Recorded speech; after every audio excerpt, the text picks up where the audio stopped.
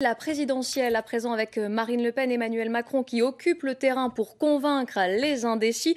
Et parmi les thèmes au cœur de cette campagne, il y a les retraites. Quelles sont les différences entre les programmes qu'en attendent les électeurs? Noémie Gobron et Lilia Aoudia vous apportent des réponses. En terrasse ce matin, beaucoup parlent politique.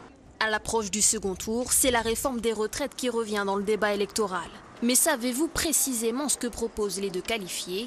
On vous a posé la question. Repousser l'âge de la retraite à 65 ans, déjà. Et Marine Le Pen? Ça, je sais. Marine Le Pen, elle propose une retraite beaucoup plus tôt. Emmanuel Macron, 65 ans, Marine Le Pen, 60 ou 62. En effet, la candidate du Rassemblement national propose la retraite à 60 ans, mais avec un système progressif de 40 à 42 annuités. Par ailleurs, elle souhaite augmenter les petites pensions au-dessus de 1 000 €, des mesures jugées difficilement applicables.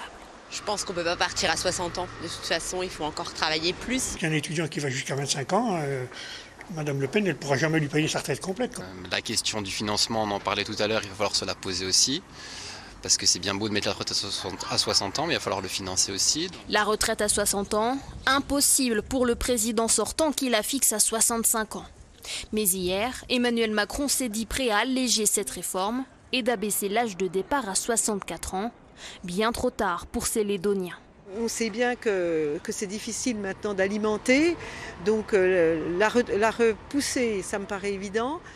Peut-être pas jusqu'à 65. Les gens sont épuisés, n'en peuvent plus, les conditions de travail sont trop mauvaises, le monde du travail n'est pas intéressant. Donc 65, non, c'est trop. À Lons-le-Saunier, Emmanuel Macron est arrivé en tête du premier tour avec une légère avance sur Jean-Luc Mélenchon, plus de 27% des voix. Marine Le Pen occupe la 3e place avec 18% des suffrages.